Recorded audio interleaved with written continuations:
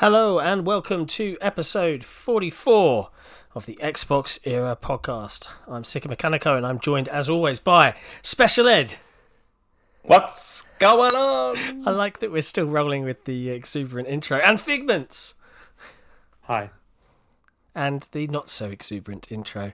Good to see you both again, gentlemen. I'm not into developing catchphrases. I don't know. Maybe that is your catchphrase. Your tombstone, you know, from hi, full stop. Yeah. Who knows? Write it on my grave. Yeah. It's been a roller coaster 24 hours. Isn't it good when something big happens before we record as opposed to straight after recording? Yeah, usually it's always just done a podcast. Here's some massive news. Thanks for that, Phil. But we're going to get to the roller coaster in a bit, all right? We're going to just go through some other stuff because we all know that the roller coaster is going to be a main prevalent topic of conversation. And it's going to just dominate a bit too much of the discussion. So. I'm hoping not because I'm kind of done with it. I've got some bits to say. But I've got I know to tear up. The rant is coming. If anyone enjoys Shpeshal Ed's rants, you're in for a doozy in a bit. But before we dive into that, a couple of weeks since we last sat down in the virtual podcast booth, what have you guys been playing? Anything new? Anything interesting? Not that I can think of. All the usual stuff. I don't think there's been anything new that I can think of. No. It's all the same stuff that you hear me say pretty much every week. Rocket League, Warzone. That's Fortnite. What about you, Figments? Anything Got new? the Predator. Yakuza Like a Dragon. Just started playing that. Borrowed the disc from a friend of mine. And Nick, I know your whole deal is why didn't you just buy it digital? It's because I know it's coming to Game Pass because every other Yakuza game's on Game Pass. And I just want to play it now. And my friend bought the disc version. So I'm borrowing it from him. Why not? Physical media, lol. Yeah. Sure. Anyway. Well, I've been that's pretty much it. Minecraft. Now, weirdly enough, I missed the boat. I dabbled in it. I was like, I don't get it, and it just did nothing for me. I don't get it. Right, and I bounced off it. I was just like, whatever. I don't, And then, as you guys know, I decorated my son's bedroom to be Minecraft, and Hitman, he has been pestering me, come and play Minecraft with me, Dad, and I'm like, it's not my kind of game, son, but okay. Yeah. And then, so my mate was down. We were doing some more work on the house, and the Sunday rolled around, and we were like, "Come on, then, Jacob, we're gonna jump in an Xbox party, and we're gonna play, Minecraft." So I set up a realm that we could all join, and something bad happened. I have a really bad Minecraft addiction now. Oh, really? Yeah, I still don't get it. It reminded me of the Penny Arcade comic, if you remember it from back in the day. Yeah. Where it's like, I punch the tree and I get sticks, and then with the sticks, oh god, but it snowballed. But what's really cool that I wanted to briefly talk about, and people will have to let me know in the YouTube comments on this one. I've been playing it with RTX. Oh. Which is... Looks nice. It's beyond looks nice. I never thought I would be able to say things like Minecraft is a graphical powerhouse. But, wow, lighting is a big deal. I know I've seen a bunch of the videos from the Digital Foundry guys and from the NVIDIA presentations, but when you can just turn it on and just see it in real time, it really is something to behold. So I really hope that they get the previous early demo RTX Minecraft that they showed when they were doing the Digital Foundry stuff on Series X last year on Series X. I hope they make that a reality because I really would like to see that come to console. My son tries to get me to play. He's like, Baba, come play Minecraft. And I'm like, buddy, I don't play Minecraft. Like, I've watched him play and I'm just like, I still don't get it.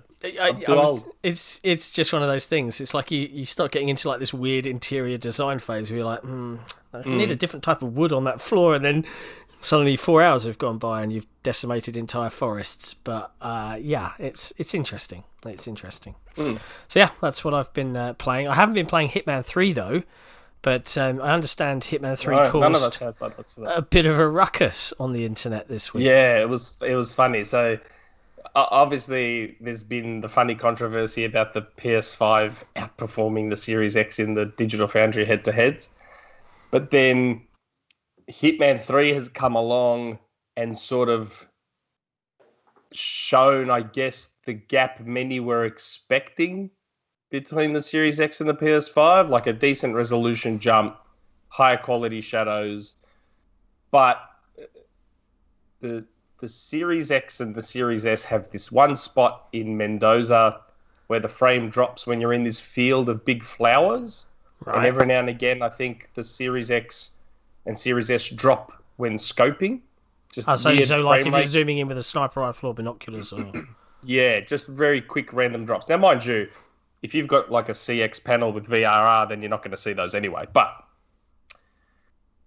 it's funny. Like obviously, a lot of the fanboys got upset because they've been used to the PS5 winning these comparisons, and it got to a point where some guy has made basically a fake YouTube video where the Series X is like dropping all these frames constantly into the 40s, and he basically got called out by Digital Foundry on it. They're like, that did not do that for us, and da-da-da. And after it caused a bit of a storm and he got a bit of blowback, all of a sudden this guy's put out a tweet saying, "Oh, my mistake. I was playing the disc version and it wasn't patched yet, blah, blah, blah, blah." And I'm just like, oh, you can't be for real, dude, can you? Just the lengths some people will go to. It's just because their weaker console was being outperformed by a better console. And it's not even like the PS5 is weak, right? It's a great console. Just said it's got better games, exclusives now. I don't get it. It's not... I never understood the obsession. Like, it was never going to stop the PS5 outselling the Xbox if it was weaker. It was never going to... Like, I don't understand why it gets people so riled up. I don't get it. They're a strange people. And it's only... I got bad news for everyone. The gap's only going to grow as time goes on. I'm gonna paraphrase something that I heard a few months ago from a YouTube video. When you're a millennial, you find literally anything you can, however trivial it is, and fight for it because it gives your life narrative purpose. And there's not much else beyond that. That sounds like something a boomer would say. Get him! No. Sorry. No, that was from H Bomber Guy. I'm paraphrasing a lot, but it was from H Bomber Guy, and yeah, that's honestly that's pretty accurate of console wars in general. People have literally nothing else going on in their lives, so in order to give themselves some kind of narrative purpose, they pretend that they need to fight for a plastic box on the internet. Yeah, I don't get it. It is very strange. I don't get it. Anyway, I thought that was pretty funny. Yeah, I mean, a laugh about that one. I saw the thread on Reset, and it was just there was a lot of salt, a lot of seasoning in there. Oh. But who cares? I mean, come on. The game is great on both systems. The end. Go enjoy it. I don't get it. We didn't get a review copy, which is a shame because we were hoping to. But I think someone is already working on it from their retail experience at the moment. So we'll be late to the party, but we'll get something out. What else happened? You remember last year Asobo released a pretty cool little game called Microsoft Flight Simulator, and it's coming to console later this summer.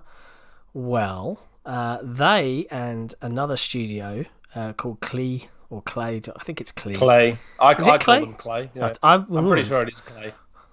Let us know, YouTube, who's right.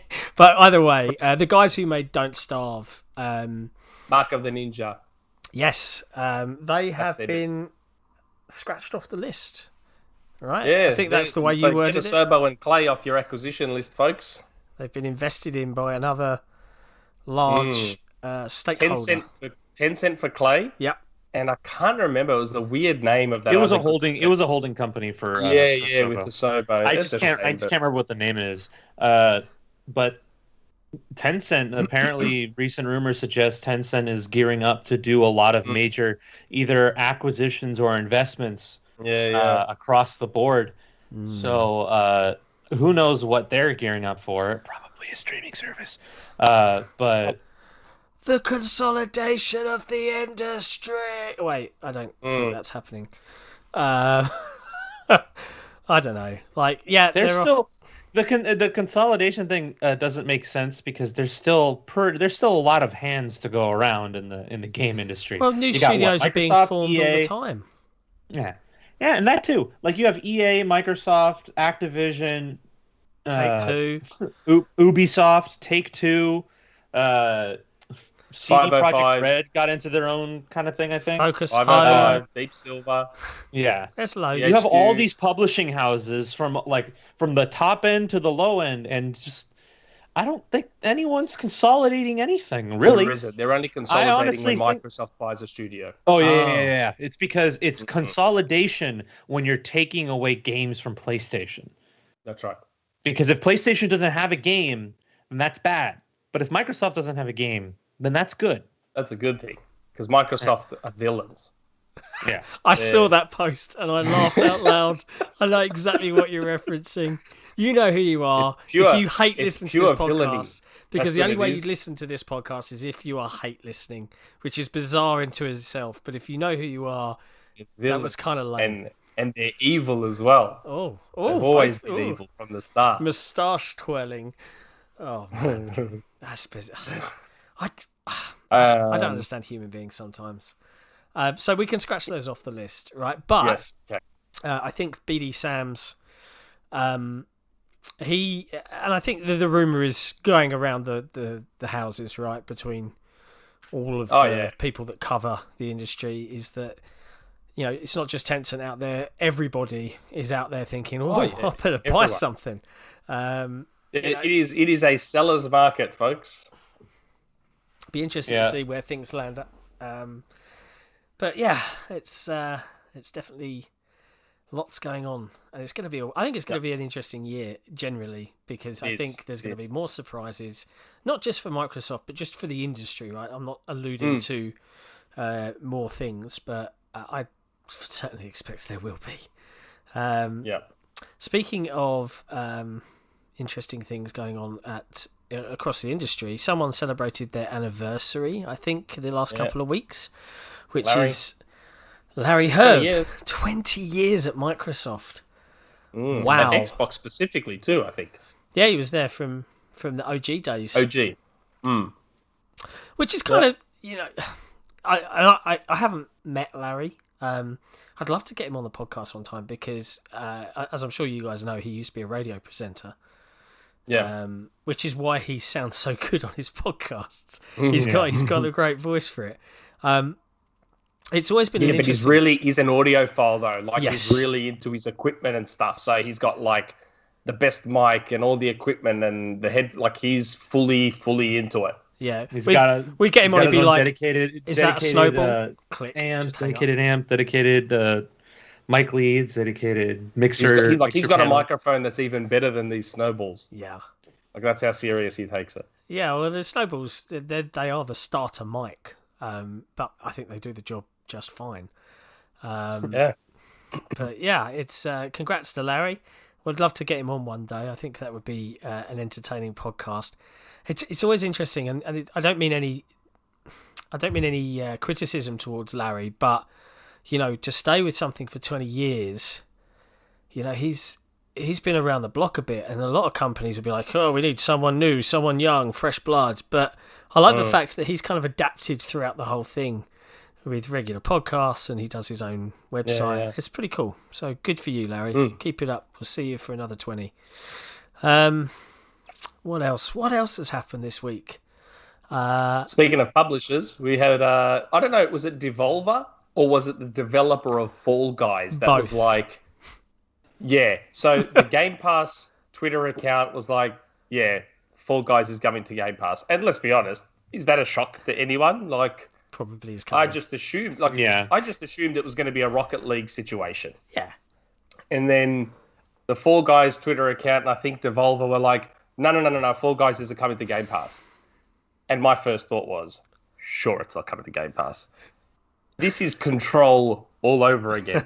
It's coming to Game Pass. You're just going to have to wait a little bit. That's all. It's coming. It's not coming to Game Pass until it comes to Game Pass. Yeah, that's basically that line of reasoning. For those same thing when Apple says we're not going to do something, and then they do it anyway, and then they're brave for doing it too. Yeah. For those that aren't fully aware of the rumor, so I think Tom Warren saw on Instagram, funnily enough, someone saying, "Oh, when are you bringing Fall Guys to Xbox or to Game Pass?" And the Game Pass Instagram account replied and says, "It's coming soon."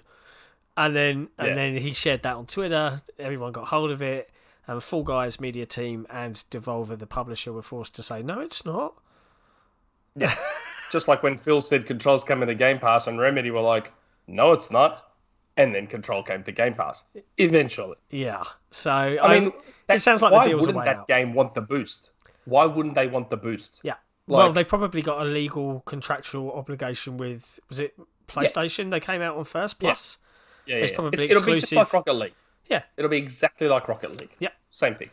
You know, no multi-platform game. I would argue no game developer thinks to himself, I don't want to get my game played by everyone possible. I want to just let it be played by those players. Like that's a game that's perfect for Game Pass. Like, why would Devolver not want the upfront cash payment? Yep. And then why would Fall Guys not want access to 15, 20 million 20 plus people million. that are paying for that service that are just going to go, hey, cool, I'll play Fallout. Yeah. Fallout. Well, Fall Guys. I will on that statement, John, the whole, like, why wouldn't you want your game played by everyone? I will make the exception for games that wouldn't be possible without a specific platform. Like, all those freaking meta games on PC wouldn't be possible on console because you can't mess around with your file system. Yeah, there are obviously exceptions to the rule, but in general, any game developer would want his or her game to be played by as many general, for most people. games, I would think everyone wants their games to be played everywhere. But there are circumstances where some games are only possible on a specific set of hardware. Completely agree. No lies detected.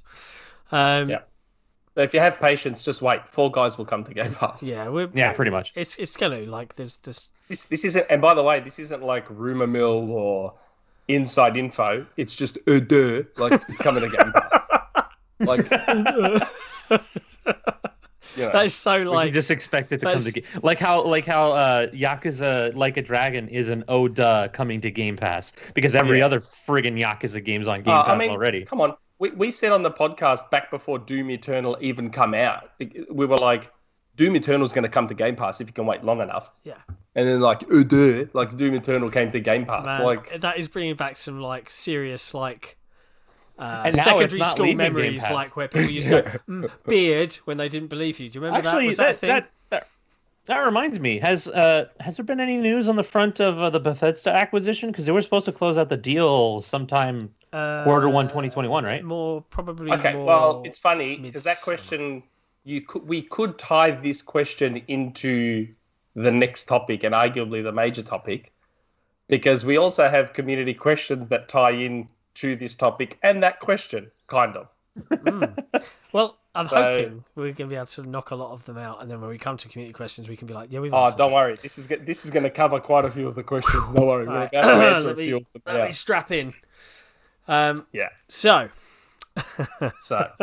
I was sitting there with my family yesterday, and my Discord lit up, and the XboxEra team, our team, were discussing a recent Xbox Wire post following some rumours of Xbox Live Gold price increases, and the team suddenly were like, "Yep, it's confirmed."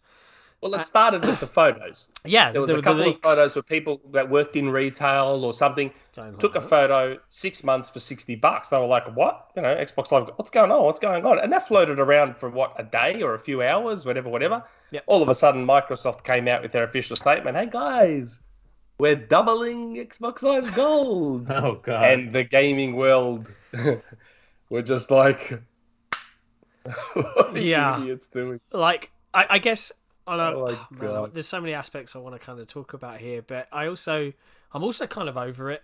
But I think it's important to go through it, right? So our team, like internally at XboxEra, the majority of us, I don't think anyone was pleased, but the vast majority that were online were like, this is a really, really bad call. This is insanity. You know, and we put out an opinion piece, which, you know, considering it was probably one of the fastest videos I've ever narrated and rendered, I was really annoyed in a way that they reversed this stuff. Because it was like less than 6 hours after it went on YouTube. Oh, it didn't. It's the biggest 180. Like, wow. You know, 2013 was almost a week. Yeah. And I remember because it was on my birthday. So the 180 happened on my birthday, and E3 started a week before my birthday. So it was almost a week. This was like 3 or 4 hours, and they like which kind of suggests that like someone somewhere at Xbox knew this was a bad call, and they were prepared. Well, there's no way known there wasn't some kind of internal internal pushback to this, like at the lower level, because let's be honest, this has to have been a decision made at the higher level. Yeah. So at the lower level, I reckon there would have been plenty of people going, "Do not do this. This is a mistake." Yeah. Yeah, I reckon that too. Like everyone whose boots were on the ground knew exactly like this. If they knew about it, they knew it was a bad idea. Yeah. And they were just like, no, the this thing is is, not, like, think this about shouldn't it, right? happen. Think about it. This was such a bad idea and such bad news that they pushed forward their free-to-play going free announcement by like God knows how long. Yeah. In order to try and dampen it, and it probably hasn't. Like, look, we obviously said a while back that we think multiplayer is going free. At the very minimum, free-to-play games are going free. Yeah.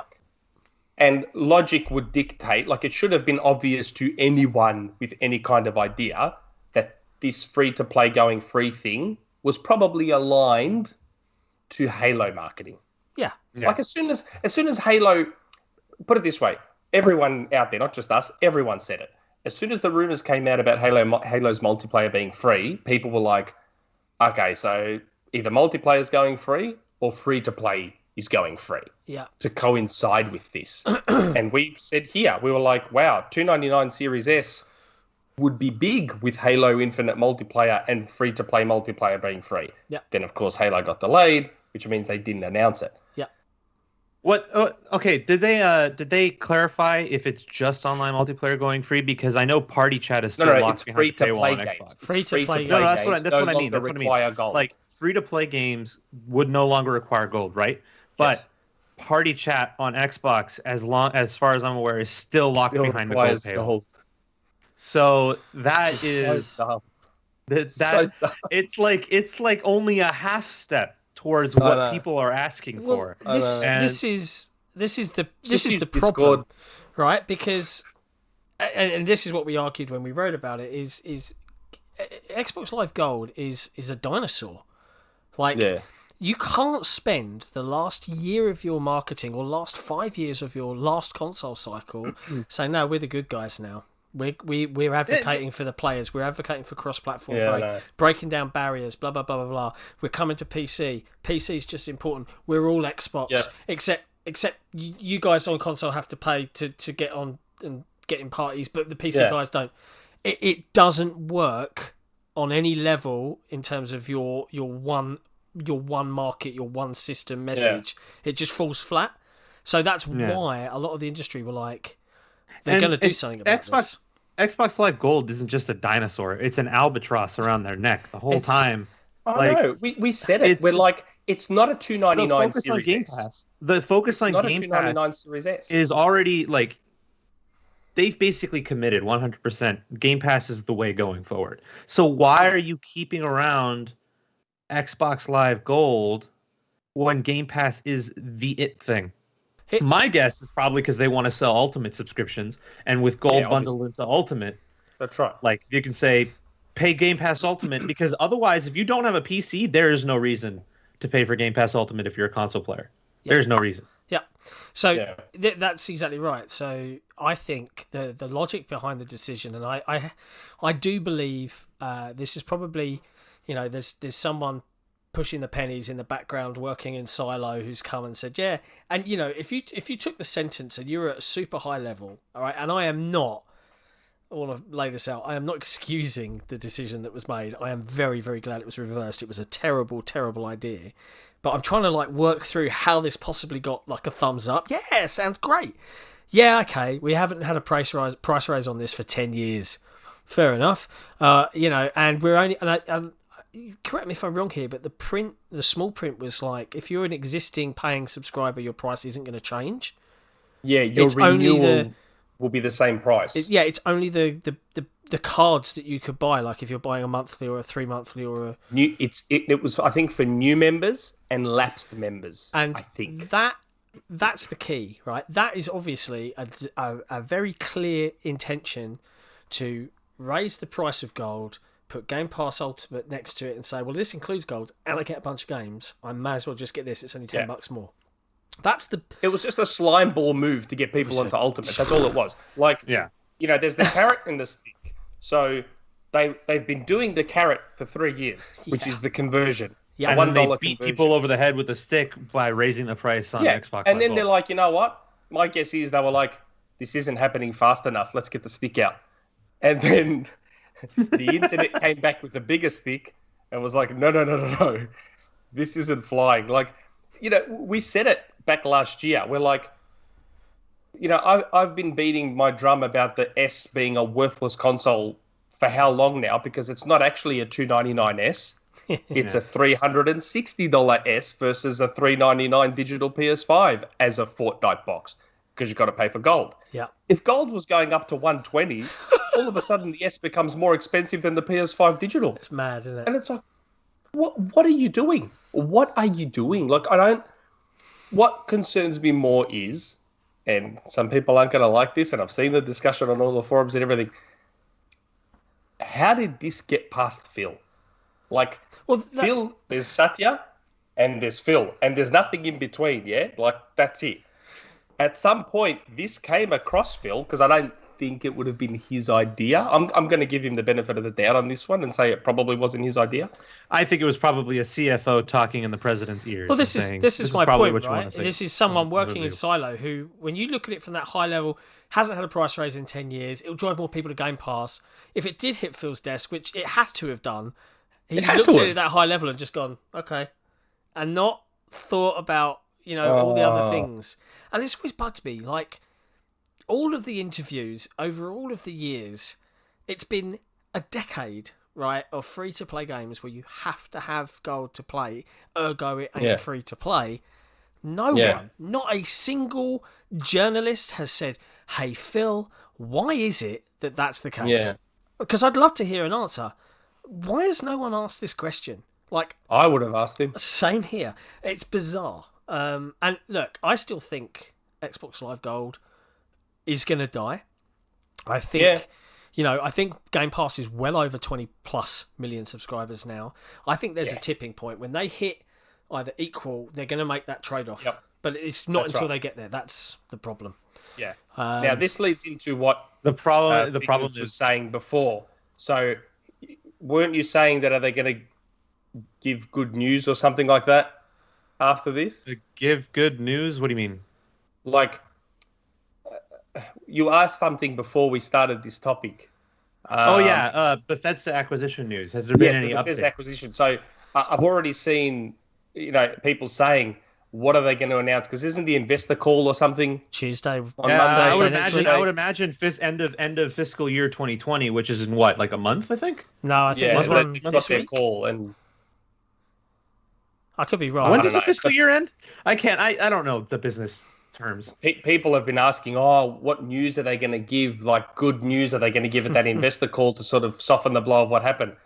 I reckon they just did with announcing free-to-play going free, but maybe the Bethesda acquisition actually going through. I don't know.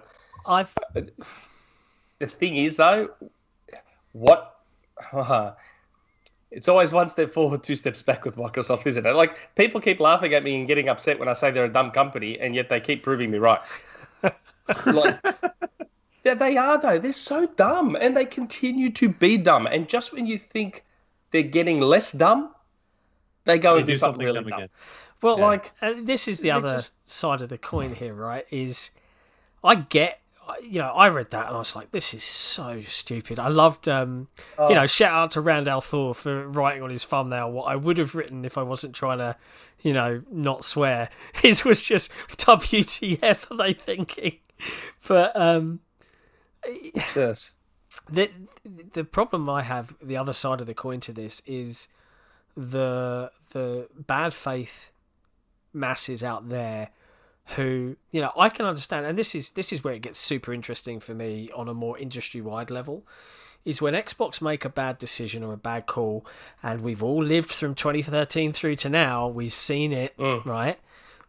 The world and the fan base, the gamers in general that play on that platform, they don't forget. They don't stay silent. They don't go, oh no, it's okay because it's Xbox, right? There are some of those out there, but any Xbox fan I know to that news was like, this is stupid and a really, really bad call, calling them out, tagging them on Twitter. And yet when other companies make those kinds of mistakes, they're called out, but it's just kind of dies off and it's forgotten. Yeah. But Microsoft, it just goes nuts over and over and over and over. Oh yeah. Like, people still bring up 2013. Like, it's mad to me. Has anyone? When was the last time someone whinged about the price increase on PlayStation 5 games? That discussion died pretty damn quick, didn't it? Because $70 games are art. Yeah, aren't they? Well, I think there's a lot of people like the way you pronounce it. Art. Art. That was my art. Half pirate, half American accent there. Yeah, it was bad. It was more pirate than American. I can tell you that much. Yeah, the thing is now, what this has done is, that's what's happened now. People are they're on the back foot now and they're cautious again. And it's done that similar damage that the DRM did back in 2013. Because now it's like, oh, Microsoft are just waiting now to do something crap again, and they're going to try this again. They're going to, like, it's just, I still can't fathom. You think if Sony wanted to, they wouldn't raise the price on PS Plus? Like, that's my one. Yeah. They just did. They did in the last few years. They did after they got the COD deal, just like Xbox did after they got the COD deal. Yeah, well, that's because Activision demands a certain amount of money out of subs. Yeah. And that's the funny thing. Everyone was like, already the fanboys had started.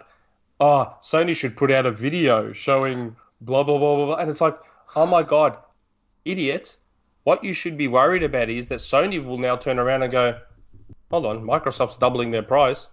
Maybe we should double ours, because Sony knows they can get away with it. Yeah, that's what you should have been worried about. Yeah, and then Twitter will justify it by saying, well, The Last of Us Part 2 won all these Game of the Year awards, so obviously they deserve that $120 a month for PlayStation that's right. Plus. Well, Last of Us Part 2 multiplayer is coming, and the Game of the Year deserves the Service of the Year, and you've got to pay for the Service of the Year. So it's justified. Even more, the other problem I have with this is, let's take Netflix as an example of price increases, right? Because I don't know about you guys, I'm a Netflix subscriber. I have been for many years. I've lived through 3 or 4 price increases now in the UK. And each time, more or less, there's either been more content, so the service has gotten better and vaster and broader, justifying it, or they've added 4K and so on and so on, or they've added a family pack that allows me to stream to multi. Yes. Okay, says John, sitting in his house, going, I like watching stuff on TV. I'm okay with that. The biggest, like, mind, why are you doing this, was that effectively Microsoft said, we're doubling for the price and nothing is changing and everything's staying the same because we haven't put the price up in 10 years. And if you give me money. And that's the bit that really rubbed me the wrong way. If they came to me and said, "Oh yeah, we're doubling the price, but what we are doing is we've family created you can family share all your account games with like 2 other accounts, or the discounts on anything on the marketplace have gone up by 10%. Blah blah blah. If they added, or even sales last like 2 days longer for gold members only. Or guess what? You know, all those games that we give you on Xbox One and 360, you even get to keep the Xbox One games permanently now. Yeah. Something. Like, it's bizarre. Oh, but wait, hold on a second. Are you saying that February's games with gold wasn't worth the pricing? Well, now, February's games gold is a unique turn of events in that it's not half bad. No way known Gears 5 wasn't added at the last second. No way known. Yeah. Gears 5 was added at the last second. Yeah, after the backlash to, hey, look at all these. We're still treating gold customers right. Yeah. Nah, that was just... I was waiting for even though we haven't had a good month in a solid, 3 years. Yeah, it's been pretty poor. And look, I get it. You can clearly see where the dollaroos are going from an investment purpose in services to Game Pass. But okay, Microsoft, just kill gold completely and move to Game Pass. The only reason I think that they are struggling to, or trying to work out how they're going to do it, is because the games that you get with gold on Xbox One, as you just pointed out, Nick, are not the ones that you get to keep. You get to keep 360 stuff, the OG Xbox stuff. 360 and OG. And I don't think the average gold subscriber, if you ignore someone that's paying attention, they're going to come to their games library one day if gold's killed off and go, none of my games work, and all the ones I got for free. Oh, yes, because you're not a gold subscriber now. Now, the only way they can fix that is to say that if you switch from gold to Game Pass, you get them as part of your Game Pass sub, but I don't know. That's their problem to fix. But either way, yeah, it's an albatross around their neck. We've said it for ages, man. They need to just take the hit. I know it's going to cost them money. You know what decision I need them to? You know what decision I need them to reverse more than the whole friggin' gold scenario thing? I already paid for Ultimate, so I don't care. But I need them to reverse the decision to force headset makers to license all their freaking adapters out to Microsoft just so they can work on the freaking box. I want to use my Corsairs on my Series X, but I can't. It's bizarre, the headphones. That's another It decision. uses this Lightspeed or whatever. I can't remember what the Corsair version of Lightspeed is, but I want to use the headset I paid $200 for on a box. I paid $500 for it. Please, for the love of God, reverse the decision and let me just use any pair of headphones I want. It's funny you mention headsets. I remember chatting to a developer back maybe a year after the Xbox One launch about the crazy launch, and they were telling me a story about how the Xbox One was not going to launch with a headset, and I'm sure this made the news at the time. I can't remember. Yeah, I think it was a rumor. It did. Yeah, and then a bunch of people on the internet made a big stink about it, and they put in a cheap headset. It got just as much, and just like we've heard with this gold rumor when it came out, a lot of the internal Xbox employees at Microsoft went, "What? That's nuts! What are you talking about?" That decision equally got a load of you can't sell a box that's all about online gaming without a way to communicate. A headset. Mm-hmm. And yet, if you look at the Series S and the Series X, you haven't got a headset, but they've allowed you to use anything you damn well want. So I get it. But yeah, back then it was they got just as much kickback. Well, I mean, they don't allow you to use anything you damn well want. If the headset manufacturer doesn't pay Microsoft a fee, then that headset ain't going to work. Yeah, I apologise. I should have been more careful with my description. But yeah, look that's... Okay, that's I don't want to use these shitty Astros anymore. I didn't want these. I wanted the all metal, all aluminum headset that I bought for $200 because it's a sturdy. Shut up. Wait. It's a sturdy. Wait, what did you call SOB, it? Americans call it aluminum. Yeah, I know. You call it the proper way, yeah? Aluminium. Yeah, good. I was going to say. I was thinking we're going to end up with another scenario where all of us use a different called English. Words. Aluminium. No. Aluminum. Aluminum. Aluminum. Oh, man. Nuclear.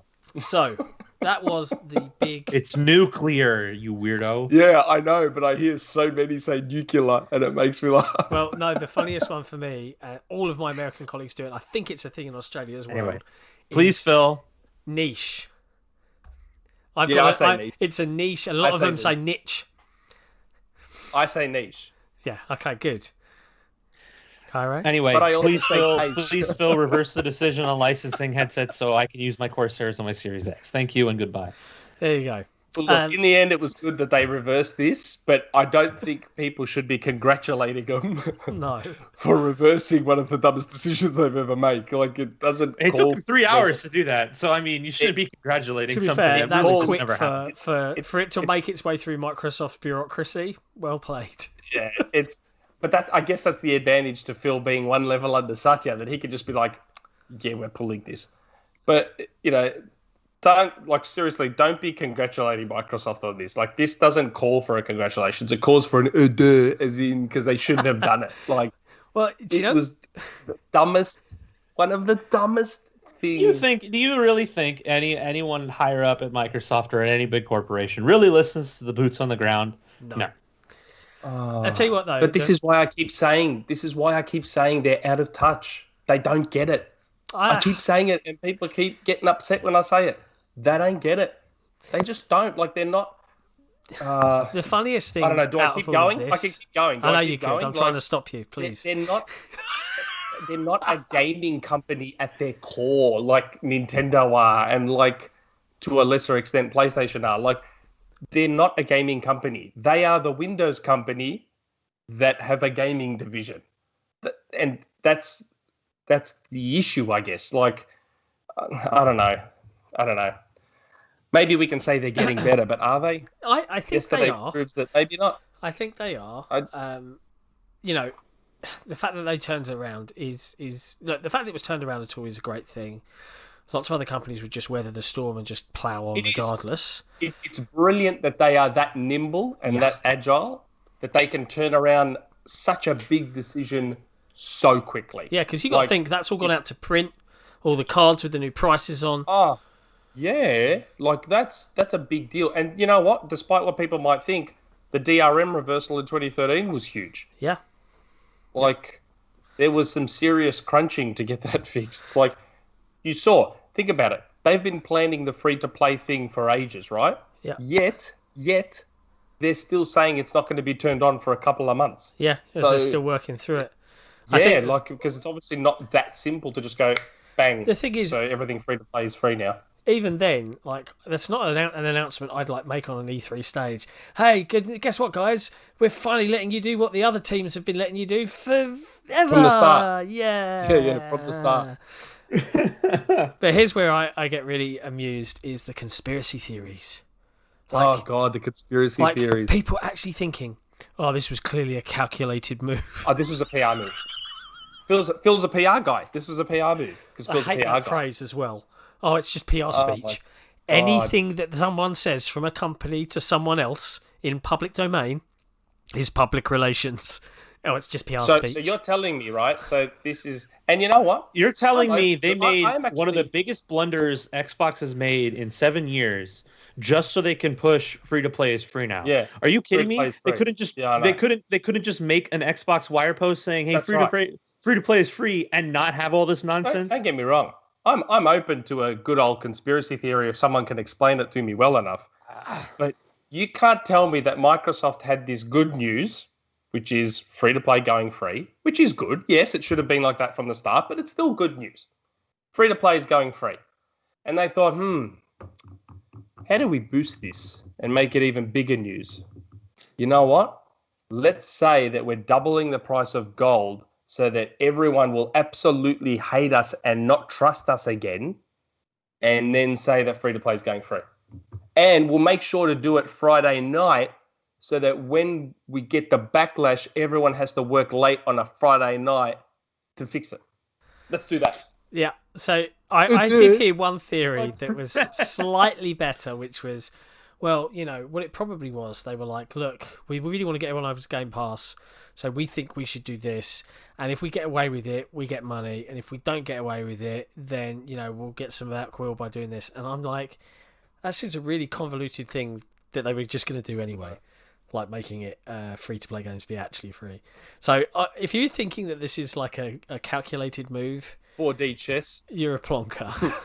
I'm just being nice. Some kind of 4D chess. I don't understand 4D chess shit like at all, because human beings are not that smart. They're not. We're all very, very dumb. It just, oh man, never mind. Those conspiracy theories. Yeah, this was all a PR play. Yeah. All of it. Wow. Like, people are now gonna it's taken them 7 years to slightly let go of 2013. Yeah. Let's announce this so that distrust can be renewed for another 7 years. Yeah, man, I've seen some vitriolic stuff on forums. It's ridiculous. Oh, man. I've even seen verified users absolutely lose control and cut bans. Yeah, well, Microsoft are evil villains. So... They're evil. Microsoft's an evil company. Always have been. Yeah, always. They're pure evil. This is their MO. Anyway. Yeah. It's all very silly. The drama's over. Like, I'm over it. But yeah. Isn't it funny though? With the games with gold they've given away for February, so not only was Gears 5 clearly snuck in there to soften the blow of that announcement, did you notice that there was an Indiana Jones game in there? Yes, I did. And that's exactly what I wanted to talk about, because that's the other bit of news that has happened since we last all got together. Which, yes. So, look. Can we do something here? I want to wrap this all, and for the sake of the timestamps, which I think we've done pretty well, I want to wrap all of this Star Wars, Lucasfilm stuff. I want to wrap it all up and package it a little bit, maybe with the RumourMill. Ooh, I fear change. But okay, let's roll with it. There's a story, and it's good that the podcast hasn't gone that long, because this is quite a story. But before you do it, do you know what I hoped you were going to say? What? I thought you were going to say, let's all do the theme tune and do different bits. So like someone starts going dum, dum, dum, dum, and then someone else does the other bit, and then the other bit. But then I thought that would be really lame. I don't remember the tunes well enough. I've never been a massive Star Wars fan. No, I'm talking Indiana Jones, you fool. Yeah, I know, Indiana Jones. I don't remember the Indiana Jones music. The last indie I watched was The Last Crusade, the one with Sean Connery. Was it the Sean Connery one? Best Indiana Jones movie. Don't care. Yeah. Raiders is great, but Indiana Jones has my heart. Yeah, Last Crusade was great. And in The Last Crusade, they talk Greek, which is good too. So there's a story here. Anyway, yes, the story. So obviously, we got Machine Games. Machine Games are making Indiana Jones, which is cool. And there's been a lot of discussion. Is it going to be exclusive? Is it not? Now, again, for the sake of timestamps, John, label this all as Lucasfilm / RumourMill. Okay. So, Machine Games, great developer, are doing Indiana Jones. That was an announcement that took everyone by surprise, yes? There was no rumors of this. Yeah, I hadn't heard anything. I squealed. Yeah, it was cool. I'm a big indie fan, so yeah, I was very happy. Yeah. As part of the RumourMill, there's been a lot of discussion as to whether it's going to be exclusive or not. My gut instinct was probably not, because this deal would have been struck well before acquisition. I mean, look, the acquisition of Bethesda has been obviously in discussion for a couple of years or so, but this deal would have been struck outside of that, is my guess. What do you reckon?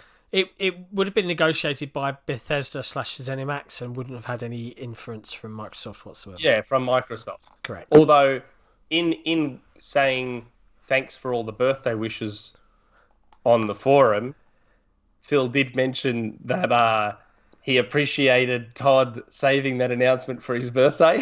It was actually Phil's birthday that day. Can we slightly segue that, like how cool that was? Yeah. It was Phil Spencer's birthday, and he popped onto our XboxEra forums to say thank you to all his birthday messages. Pretty cool. Yeah. Anyway, sorry, carry on. No, that's fine. I think it was Dio. Was it Dio Game that made that thread? I think it was. Yeah. Good stuff. Then Phil popped in and said thanks for the birthday wishes, and that he's glad Todd held that announcement till his birthday. I just wonder if there's a clue in there. But yeah, look, I'm not super confident. I've been told by someone that they firmly believe it's going to be an Xbox exclusive indie. I don't know. There's been a lot of discussion around that because of the fact that, it's Lucasfilm, and why would Disney want to lock it off to one platform and blah, blah, blah. And it's like, Spider-Man. Marvel Ultimate Alliance 3. It's not like it's Iron Man impossible VR. at all. Like Marvel doesn't, like these. I don't think any company connected to Disney, Lucasfilm, Marvel, etc. I don't think they care about locking it to one platform. They care about getting a specific developer to do it. Yeah, and like Lucasfilm, LucasArts Games, because it was LucasArts before they renamed to Lucasfilm Games, they've always had a pretty strong tie to Xbox. A lot of Star Wars exclusives on Xbox in the past. I think even that Indiana Jones game was an exclusive, wasn't it? That one that they're giving away on Gold? Emperor's Tomb. It was on PC as well, I think. But it wasn't on PS2 I don't think GameCube, it was on PS2. I didn't think it was either. I could be wrong. I never played it, so I'm happy to get a new OG game that I don't have. Yep. Which is always good. And obviously, I got told that by someone that they believe it will definitely be exclusive. I'm still not sure on that one myself. For the sake of, I guess, I don't know, for Xbox improving their standing, it would make sense to try and make it exclusive, but who knows when that deal was made. Then, of course, we had another announcement not long after that Ubisoft Masssive are making a Star Wars game as well, with no announcement of the actual game itself. Correct. Just that they're making one. Didn't they say that it would be an online title? Well, I guess that's the assumption, because aren't they the developers of The Division? Yeah. So, now, okay, so this is still part of the story. So, last Sunday, I just happened to be on YouTube for whatever reason, and the Xbox 2 podcast, our friends Rand and Jez, even though Jez doesn't like me. Rand and Jez were doing the Xbox 2 podcast, so I jumped into their chat, and they started talking about Lucasfilm games and all that sort of stuff, and then I made a comment in their chat, which somehow got to Reddit and became a story on Reddit, which wasn't a leak. Like, they were talking about indie, and they were talking about, do they think they're looking at other IP? And I mentioned in the chat that, yes, Microsoft are talking to Lucasfilm Games about licensing IP. And that became a story, and I don't understand why, because shouldn't that be obvious? Like, every publisher and developer out there is probably talking to Lucasfilm Game about licensing out IP. As evidenced. And Lucasfilm Games would be shopping it around. Yeah, as evidenced. I didn't think that was newsworthy. I thought that would have been obvious. Well, now you know.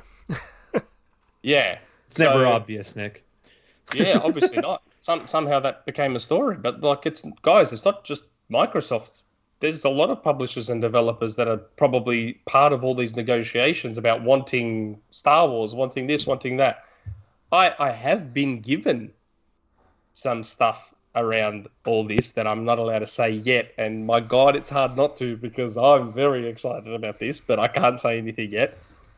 Now, what I can say, which is more directly related to the RumourMill, so I have some regular sources that give me stuff that I have told me stuff in the past that's been right, whether people, even though people like to hold on to like Elden Ring and like one other thing, there's been plenty of stuff I have been right about. There are certain trustworthy people I show DMs to, like John, who's seen a lot of the DMs of stuff I've been told well in advance. And someone reached out to us on Twitter. I'm not going to name this person because with the XboxEra Twitter account, both John and I have access to it. So John has also seen this DM. True story. If the DM comes from someone we don't follow, I think the Twitter account is set so that DMs from randoms get like quarantined. We have to accept and we have to accept them. Yeah, correct. So what happened was someone asked us a community question because I put the community question tweet out. And someone asked a very interesting question saying he's deleted it now. And that's what made me think, maybe he's serious because he's deleted the tweet. So he asked a question, something like, where do I ask a question? Oh, what was it? How do I ask a question about something that could potentially get people in trouble? Something like that. Yeah, like, how do I wade the legal waters? Something like that. And then I replied to him saying, well, ask and I'll let you know. Yeah. And then he's deleted the tweet, which makes me think, oh, if he's not, because that's the sort of thing I've done in the past. Like, if I posted something in Discord or posted something on Twitter that I thought, oh, maybe I shouldn't have. Yeah. Then I go and I quickly delete it. So that made me think maybe this guy is for real. So he sent us a DM. I accepted the DM. The DM started with an acquisition rumor. And I'm not saying a word. Don't ask me, please, on Twitter. Don't ask me on the forum. Don't ask me in Discord. It started with an acquisition rumor. If this rumor is true, I don't know. Can I comment on this quickly? Again, I won't. Yeah, go. Because I don't want to cause any trouble because it's been specifically requested not to. And it feels weird. Like, I just want to say to the audience, we're not trolling you. Like, but we've learned over the last year, Bungie, not to jump to conclusions or say things without some serious validation and sourcing, etc. Because, believe it or not, we do kind of want to do this all the time. It's not just a hobby. But when I saw this, I was like, I know you've just gone, yeah. I'm kind of like, yeah, but only if, and you'll know what I mean. I'm just saying, like, for me, it was more about the studio specifically. Yeah. Well, I think the studio is capable of some competent and arguably good stuff. Oh, I'm sure they are. But so I held off because I even said to this person who DM'd us, I said, look, are you okay with me bringing up this rumor in the rumor mill? And he said, only if you can do it in a way where people don't get in trouble. And I was like, oh, up to you, man. I'm like, that's your call. I'm not going to say anything if you don't want me to, and I'm not saying anything. So then he said, I can give you something more concrete if you like. I said, go for it. So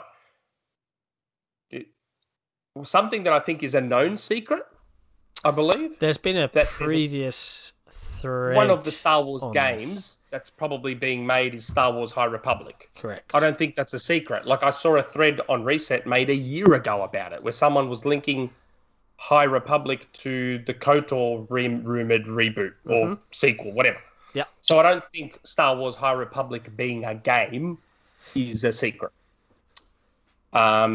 The part that I guess is the secret and what this person DM'd. Now, again, I don't know this person, so it's not one of my main sources. So, but I just, the only reason I've kind of taken him seriously is because of the way he deleted his tweet and got very, very, I don't know, protective. Because that's how I act as well with that stuff. So I thought, maybe he's for real. What he said about High Republic was that was one of the ones that is being shopped around as an Xbox exclusive. So,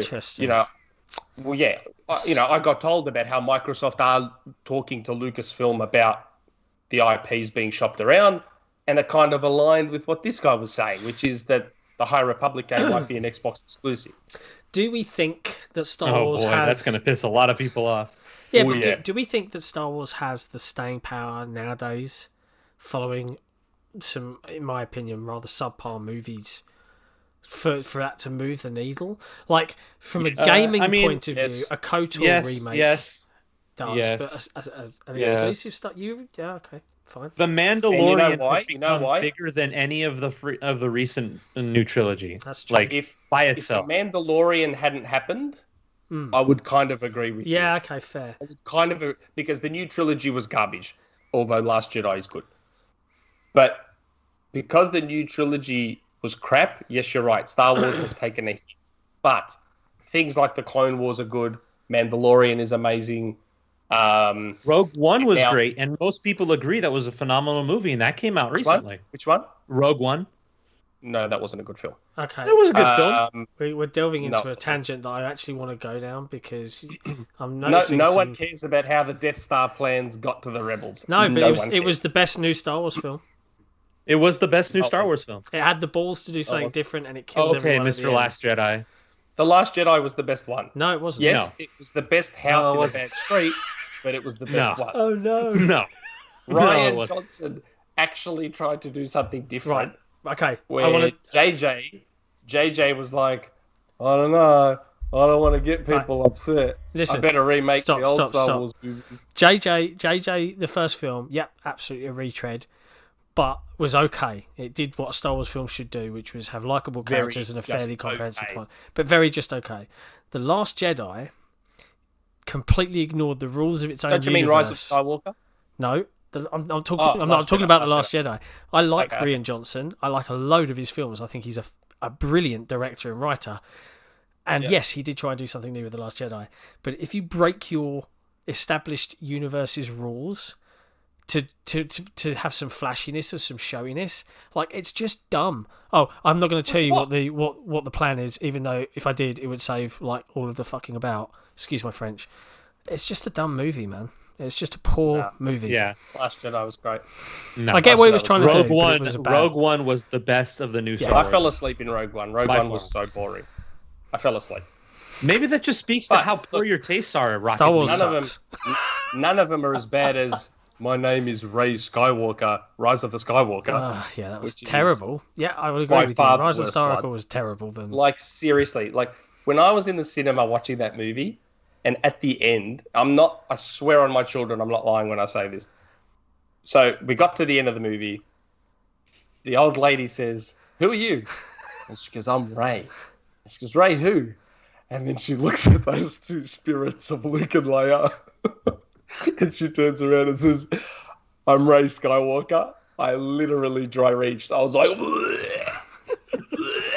and then when the movie ended and everyone started clapping, I screamed at everyone in the cinema and said, "Shut up, stop clapping. You don't clap that shit. You don't encourage that." And you were chucked out of the cinemas for the rest of your life. Oh, that was just the worst piece of garbage. Do you know what? Ever. I get where you're coming from, because I reacted really similarly. Do you remember the Golden Compass? I haven't seen that. Right. So has anyone been watching? His Dark Materials. It's a cross production between the BBC and HBO. Give it a watch. It's based on a book series that's probably the best book series of like my generation. I loved it as a kid, and as an adult. It goes into philosophy and God and man and free will and everything else, and it's just really epic. But they made a film, and at the end of the book, and I'm going to spoil it, so spoilers if you've not read the books, but someone dies at the end of the first book, and it's brutal, right? And you know it's coming, and as a book reader, I went to the film to go and see it, and the film completely shied away from all of the religious stuff because I didn't want to upset anyone who is religious. Ruined it. And then they got to the end. They didn't kill the character? They didn't kill the character. And I stood up in the cinema and said, "What the hell was that?" Jurassic Park did the same thing, don't forget. Ridiculous. Yeah, they did. The first Jurassic Park book, Mr. Hammond or Dr. Hammond or Richard Attenborough, he dies in the book, in the first book. Yep. The compies eat him, but then he's in all the movies. Yeah, so plenty of them do that sort of stuff. But anyway, that was a tangent. Sorry, everyone. That was a real tangent. It was. But anyway, that was sort of the rumor mill. Look, there was a whole bunch of stuff like, so this, again, like, I don't know. To me, what he said about the High Republic potentially being an Xbox exclusive, it kind of aligned with what I got told about Microsoft talking to Lucasfilm about their IP. I do have more. There's another rumor that I've been given relating to all this Star Wars IP stuff, and it's something I'm very excited about, but I've been told that I can't say anything till there's a bit more confirmation and the studio attached to this game. But believe me, I'm busting to say something. I'm very excited. So I think that's it around the Lucasfilm stuff. I don't think we've got a rumor mill beyond that, have we? No. Again, I do have other stuff, but not stuff yet. I can say yet. It's on the tree. It's yet to be plucked from the vine of gossip. So for now, it's just this gentleman that reached out to us saying High Republic is probably being shopped around as an Xbox exclusive. Wow. I think, look, Lucasfilm LucasArts has always had a big affinity with Xbox. I think Microsoft should be doing... Like, Sony's got Marvel, clearly. Between Iron Man and Spider-Man and all that, Sony's got Marvel. Yeah. Maybe Microsoft should lean into Lucasfilm. The legacy IPs, yeah. Why not? Why not? I was laughing. So if anyone knows on the XboxEra forums and on the You Had Me at Halo podcast, we have our fellow teammate Proven, Austin Nelson. He's never seen Indiana Jones. And he was like, "What is this? Is this like?" I think he made a joke. He knew he was making a joke. He's he was very like, young. Is this just a poor man's national treasure? I wanted to reach I'm surprised across. he didn't say this. Is this what? Did this get inspired by Uncharted? Well, we're going to see that. We're going to see that when that game drops. But yeah, it's. You mean that movie? Right. Well, I guess then that would lead us into our wonderful segment of community questions. But before I do, a quick word from us, our own sponsors. Before I do our Patreon shout out, I wanted to just mention very, very quickly that this week we actually added an additional tier to our Patreon. So we're aware, coming out of 2020, that times are hard for a lot of people and the world economy is, down the toilet somewhat. So we've actually added a new tip jar tier to our XboxEra Patreon, which is basically a buck, a quid, €1 to support us and help host. It's about $6 Australian. Yeah, you guys get screwed in that regard, but it's basically a teeny amount. So if you listen to the podcast on the regular, you remember the forums, please do consider visiting and having a look. Because every little helps, and it helps us keep our servers alive and the forum running, and it's only £1. So yeah, bear that in mind. But to our big patrons, and these are the guys that are going all out, a massive shout out to you guys, to all of our patrons obviously, but these guys are doing all the wonderful work. Scarecrow121, Torn Raptor, Shadowgasm, Sowing Shade, and Blast the Bass. You guys are just lovely. Thank you for supporting us.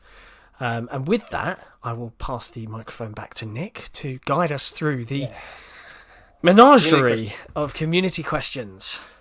Now, some of these got covered in the gold discussion. Yeah, I bet they did. I'll still mention them, but I mean, sorry guys, if they got covered, they got covered. Yep. So Blast the Bass, hey guys, it's been a while. I'm sure you haven't talked about this yet. WTF, what the fuck is going on over there in Reddit? And then he's gone, edit, disregard. So he knew we were going to talk about it. Yeah, fair enough. Hypernova474. Do you think the huge teams that have only done AAA, like 343, Coalition, Bethesda Game Studios, Turn 10, Playground, and ID, will do small AA games like Grounded and Bleeding Edge, or continue doing only AAA? There's a second part to this question, but we'll do the first part. I don't know. To my knowledge, I mean, Phil has said depends he's happy on to how let them do what they want to do. It depends entirely on what the studio is. Like, I don't imagine 343 working on anything other than big budget Halo games. Yeah. I can see the Coalition doing smaller games though, like Gears Tactics again. So, right. Well, I think Bethesda, yes. To my knowledge, 343, like, because unless 343 wants to do another Halo Wars, I mean, that's a AA game. So, to my knowledge, I think a lot of these mainline teams have incubation teams. I certainly know that that's the case at Rare, where a smaller team will go off and brainstorm some cool ideas. That's how Everwild was born. That was how Sea of Thieves was born, and so on. It wouldn't surprise me to find out that some of these AAA teams are doing that, especially now, because you've got to think, right? All of these acquisitions and the fact that Microsoft has said we're letting those creators just do what they do best. Yeah, there's got to be an element of their own studios turning around and saying, we really want to make this, and just being allowed to go ahead and just do it and give it a go. Yeah. I hope that that's the case. But yeah, I hope so. I think so. I would love to see more experimentation within the like. If they're still restricted to their specific IPs, I'd love to see more experimentation. Yeah. Like I've said it multiple times on this podcast, I'd love to see 343 do like a noir game with Oni. Yeah. Like where you're an Oni investigator and you have to discover some traitors or something. I don't know. or but a don't flood forget, a horror lot of game. these studios have only ever done AAA. So even when they weren't under Microsoft, like id has only ever done Doom and Rage. Yeah, and they've Quake. always been. Oh yeah, Quake too. And they've always been AAA games for their time. Playground has only ever done. Sorry? Didn't I see someone make a joke? I'm sure it was. Oh, who's the famous guy from id Software? Is it John Carmack? John Carmack? Yeah, he made a joke about Commander Keen coming back. Oh, yeah. Playground's only ever done the Forza Horizon games, which are AAA games. Like some of these studios were only doing AAA. Like it's not like Phil forced anything. Like I'm going to guess that the vast majority will continue doing what they are doing. But I mean, the studio I know that Microsoft that's doing both, like we know it, we're seeing it, is Ninja Theory. Ninja Theory are capable of and doing both. They did Bleeding Edge. They're doing Project Mara, but then they're doing Hellblade 2. They're doing Ninja Theory. Tangent alert. They're the best. Can we talk about Project Mara very quickly? Yeah. How amazing did that look? Wow. Yeah. Like when they did the slow zoom from the bottom of the wall with all the little dust particles on the floor. The dust. And then the cork joining the wall and then they zoomed right out. I was like... I've been saying it about Ninja Theory, man. I've been saying it. They're the one. They are the one. Yeah. The second part of Hypernovas. Do you think we'll see other studios oversee new projects from their older IP, like Rare is with Battletoads and Perfect Dark? Maybe. Yes. Maybe 343 will let ID make a new Halo. Do you know what though? I actually when I played Doom Eternal, it reminded me of Halo 5 with all the thrust and double jumps and stuff. I haven't played Eternal yet. I bought it on sale specifically for when the Series X upgrade comes, but I haven't played it yet. Fair. Next question. Torn Raptor. Hi, guys. Where are we most likely to see a Halo RPG come from? From 343 themselves, one of the first-party RPG studios, or would it come from Xbox Game Studios Publishing? Is a Halo RPG a thing? There was an attempt at a Halo MMO of some sort, I think, back in the day. Well, that's what Halo started as. Yes, it did. That's what Halo started as. After the first Halo or Halo 2, there was another attempt. But do you know what? I get people like their RPGs. Am I a simple man for just wanting to shoot bad guys in the face with big guns? No, I'm the same. Right? I do like upgrading though.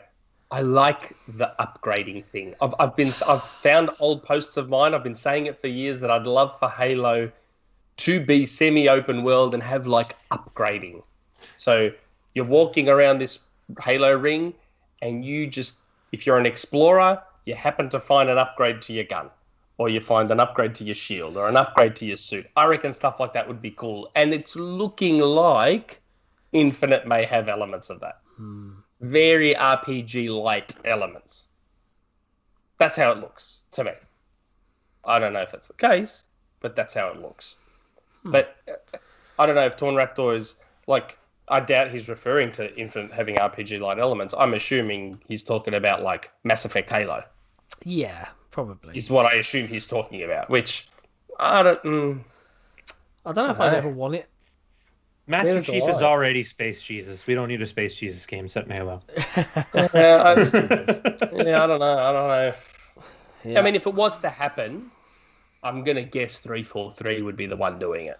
I'm going to guess. They'd probably oversee it or have a team of lore experts help with the writing and blah, blah, blah. Or Obsidian. But there's a rather large staple of RPG developers at Microsoft now. In exile. Yeah. Like, there's a lot of them that could do it. It could happen, but...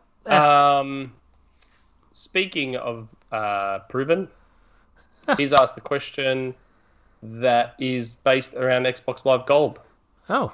So we covered that, proven. Xbox Live Gold price increase was clearly a terrible idea that basically everyone agreed was bad.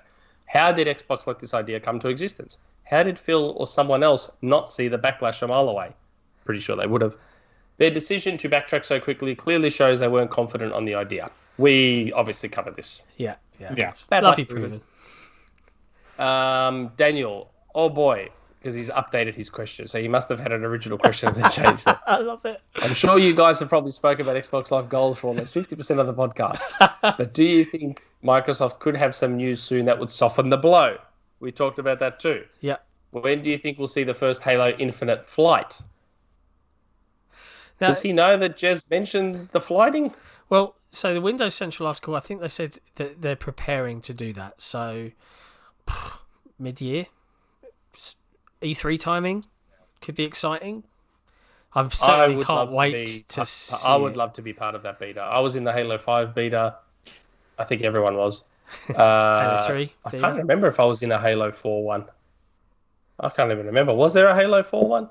I can't remember either on Halo 4. There was one for Halo 3. Halo 4 I mean, this delay, we said it last episode, this delay was clearly, like, opens the door for a beta. Yeah. And it's nice to hear that, Jez and Windows Central, they do good stuff. And I fully believe what they're saying. I think we're going to see something later on in the year. And I'm sure Halo fans are super hyped for that. Hopefully sooner than that. Yeah. Dio game. Okay, so this, again, we kind of covered this. Dio game. So Microsoft made the right call in the end. Do you think this will do irreparable damage to their image and possibly harm sales and subscriptions going forward? Or will it perhaps have an inverse effect as it shows Microsoft is willing to listen and course correct fast? What do you think? Again, we covered this. It is going to do some damage. Like, people were literally taking 7 years to forget about 2013, and now this will now be the next thing that they hold on to for the next 7 years. Yeah. Oh, remember that time? They doubled the price on gold? Man, scumbags. The thing that bugs me about all of the grudge holding is they're holding grudges about stuff that they said they were going to do, listened, and didn't do. Didn't actually do. Hold a grudge against something they did do. It's not like Sony said, we're thinking about increasing the price on games by $10. What do you guys reckon? No, they just went and did it. And then when people complained, Jim Ryan just laughed at everyone. Yeah. Anyway, so the next question from Lamp Tramp. Yeah, Lamp Tramp. Because I'm seeing the real name and I don't want to say the real name. Lamp Tramp is the name. Lamp Tramp, yep. Okay. So lockdown. I read this earlier. Let me settle it. I know. I was like, and they're in the Discord, and I was like, man, I'm looking. There's the question right at the end. Can you add some gravitas to this? Like, really, really go and out. So you don't have to just discuss Xbox Live Gold. Thanks for that. I've been trying not to buy any games after I got Like a Dragon last year, and been looking through my backlog to line up some other games here and there. While looking, I considered the games I love playing and yet don't. There's a lot of those. For example, I love the idea of playing Elite Dangerous, exploring the void and some chill-out music, and slowly making my way back to the bubble with valuable exploration data. In practice, though, I know the mechanical travel aspect will start to grate, especially if I have only a short time to play and spend it just hopping. Mm-hmm. Sea of Thieves is gorgeous, and I can and have spent hours during alpha beta launch just taking videos and screenshots and sailing around. But the tension of being distracted by the PvP aspect is annoying and puts me off. Me too. Minecraft I adore and have spent hundreds, if not thousands, of hours in it since alpha. And every time I go back into it now, I just lose the will to find a goal for myself. Obviously, the simple answer is to just not play anything that doesn't give you joy anymore. And I have no shortage of games to play. But these games in particular come back to me time after time and are not so easily forgotten. Okay, here comes the question. Okay. I love the segue, the intro, the build-up. I'm in a place right now. Yeah. I wondered, are there any games that you all like the idea of playing more than the actual act of playing, and why? That's a really good question. That's a great question. Yes, and one of them's on your list. Oh man, I'm so glad my dad doesn't listen to the podcast. So, I'm gonna Dangerous. Elite Dangerous. I love. I've said this before on the podcast, so I'll try and do this quickly. It's the first game my dad introduced me to when I was a kid. on the BBC Micro. When the new version came out, we both bought Oculus, and he upgraded his rig, and we played together. It was cool. He take it really seriously. He grounded himself in that game so much. He's got like 4 billion credits, whatever. Now, recently, there's been a little bit of a resurgence in playing Elite Dangerous amongst me and my friends. And, you know, I like to involve everybody if they want to play. And, you know, Dad, yeah, come join us. So he's in like a WhatsApp group with me and my mates. And he's in Discord with me and my mates. And we have this thing called Wings Wednesdays. And Wings Wednesdays, yep. And, oh, man, every time, like, I love playing Elite, and I agree with everything that Lamp Tramp just said. You know, it's really amazing, and the scale is unprecedented, especially in VR. But sometimes I just can't bring myself to play because my dad, he's getting on a bit. You know, he's a bit befuddled with all the buttons and the newfangled stuff, and he'll often spend the entire time on chat going, "Where are you guys? What system is it? I can't see any button to press." Well, this is the catchphrase, right? This is the catchphrase from my old man, and I love him dearly. If you ever listen to this, Dad, I don't mean any ill will. This is fucking stupid. That's it. Just repeat. And like, it's a running joke amongst people. Like, hey, Danny, have you found that button yet, or is it fucking stupid? You know, but it's just really amusing. So, but I get it. You know, that is one of those games where I often boot up, and all my mates are doing the grind at the moment to get Federation rank, and I'm just like, I don't have the time. But the only thing I can suggest to you, Lamp Tramp, is if you have a game that you love, Sea of Thieves, you mentioned, Elite Dangerous even, play with people you love and people you know. And I would treat those background activities as something to do whilst hanging with your friends. And that's the best way to play those games, in my opinion. You guys? Yeah, I only have that issue with games that... So, particularly on PlayStation, I'll get a platinum trophy, but then the DLC and all that extra stuff has extra trophies. And I think, yeah, I'll go back. And then I try and force myself to go back, and I start playing, and I'm just like, I can't be bothered. I'm just going to go and play Rocket League. And then I switch off and I go play Rocket League. Like, I keep trying to go back to Spider-Man. Like, I got the platinum in Spider-Man, and I've bought all the DLC for it. But, like, the next trophy I'm going for is New Game Plus, beat the game on, like, the hardest difficulty. And I start, and then I'm just like, I can't be bothered doing this now.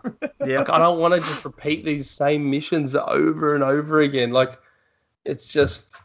Yeah, so that happens to me with those sorts of games. Shadow of Mordor, Spider-Man, what else? I don't even know. There's plenty of them. But yeah, for me, it's more those games, going back to get those achievements and stuff. But yeah. It almost sounds a little bit like open world fatigue to a degree. Yeah. It's like you get a certain point and you're just like, ugh. Like I loaded Assassin's Creed Valhalla and it like loaded me into some Christmas Yuletide event. Like when I just wanted to carry on doing what I was just like, bida-boom. Go away. I don't want to play I assume with Cairo it's Destiny 2. What are you talking about? I told this on the last podcast, right? The true measure of a Bungie fan's love for the studio is how much they hate their latest game. How much they complain about it, really. So then you don't have this issue with Destiny 2. I don't have this issue with Destiny 2. I enjoy playing Destiny 2, regardless of the amount of times I could. That's the thing. I'm literally looking at my games and apps right now to figure out which game I have installed would even match this, and I'm not seeing anything. Well, that's a good thing. Oh, I know. Here's one. I like the idea of playing Gigantic, but I can't play it anymore because the servers are shut off. So I don't think that's quite the intention of the question. I know that's not quite the intention, but I literally can't think of a game I have installed right now that I'm just like question. But yeah, well, that's a good thing that you don't have any games like that though. Yeah, lucky don't feel bad that you don't have a game to answer with. That's a good thing. Yeah, I'm jealous. Okay. But so But if Phil wants to reopen the gigantic servers by buying it from Perfect World, please do that, and I can play that game again. I still keep it in my ready to install list. No, I don't. I still have it installed. I'm not. I loaded up. I loaded up. Having the extra tile there. I loaded up every so often just to hear the menu music again. It's been 3 years. I have a problem, but I still do it. OCD about my ready to install list. I'm just guys. I need that game back. Phil, please. Okay. Please. Just Twitter questions. Give it to me. Give it to me for my birthday, September 26th. Come on. You know you Twitter want to. Don Cabeza. Where is Kyra not? And is it true that Figments ate him? Is that true? Did you eat Kyra? I'm not answering that question. Kyra, did you eat Kyra? Don't want to self-incriminate. Don Cabeza doesn't get an answer from me. Okay. Until he apologizes for all the mean things he says to me on the Discord. Okay. Fair. At Chicago 2027. Two-parter. In your opinion, what's next for Fallout besides Fallout 76 updates? Fallout 5, new Fallout on the West Coast by Obsidian, remake, remaster, or nothing? We don't know. My assumption is Fallout 5? Yeah. Fallout 5. I've heard there was some suggestion that New Vegas 2 might be a thing, but I doubt it. There was a rumor, wasn't there, about New Vegas 2? I highly doubt it. Yeah. You know what? I think if Obsidian wants to make another Fallout game, Bethesda would have no problem letting them do that. But I think they want to focus on their own stuff for now. Yeah. And I don't know who else would want to be taking up that mantle. Yeah. I have no idea. I actually know someone who would probably know. Maybe I'll ask. Yeah. And see what's going on. And see if they let me say it. Maybe it'll be part of the rumor mill. Who knows? Sorry, we couldn't answer on that one. Second part. In your opinion, do you think there is a chance for Halo Wars 3 happening at some point during the new generation? I'm going to say no. But I really, really wish they'd give up on the RTS and make Halo Wars turn-based. I wanted Halo Wars 2 to be turn-based. Halo Tactics. Yeah. Okay. Yeah. That's what I want Halo Wars 3 to be. I could kind of see that, but at the same time, it's like...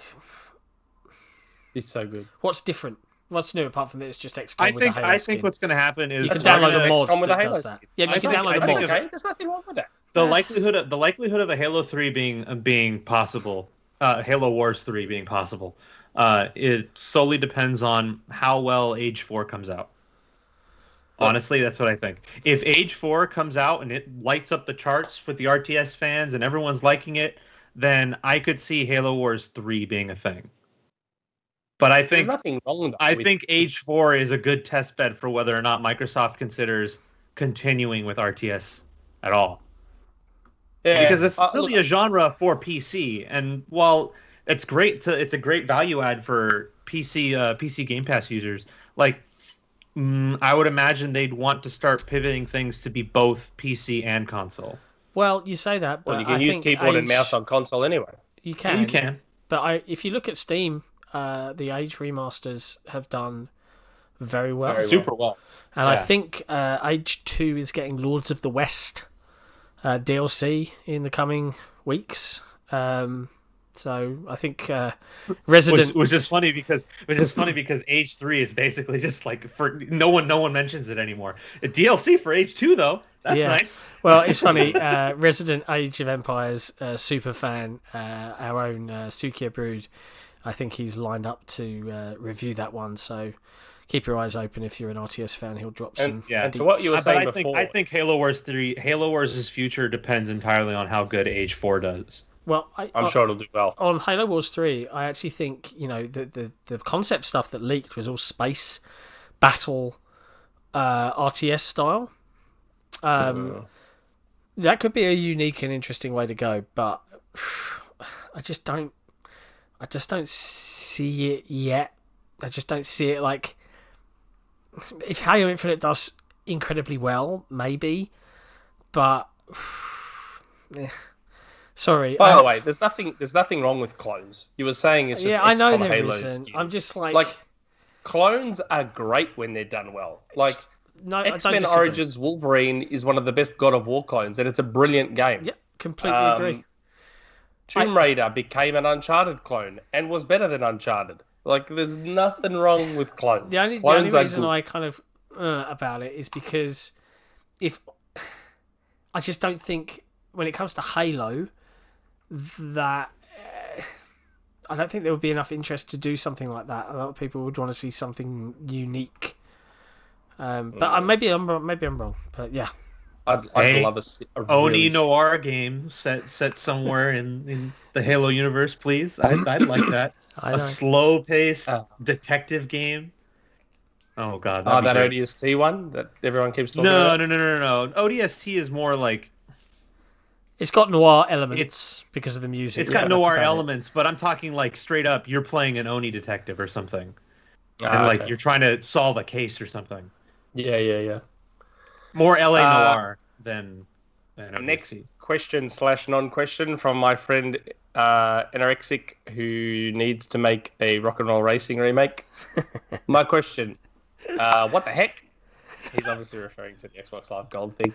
What the heck? I actually, funnily enough, he wrote a really, really lengthy, detailed post when this was being discussed, and I think he was communicating with some people that perhaps were not entirely acting in good faith, and yet he was very patient, and I think he was the first person I awarded, because we have a badge system on our forums. Yeah. I awarded him the Outstanding Post badge, because it was a really good post.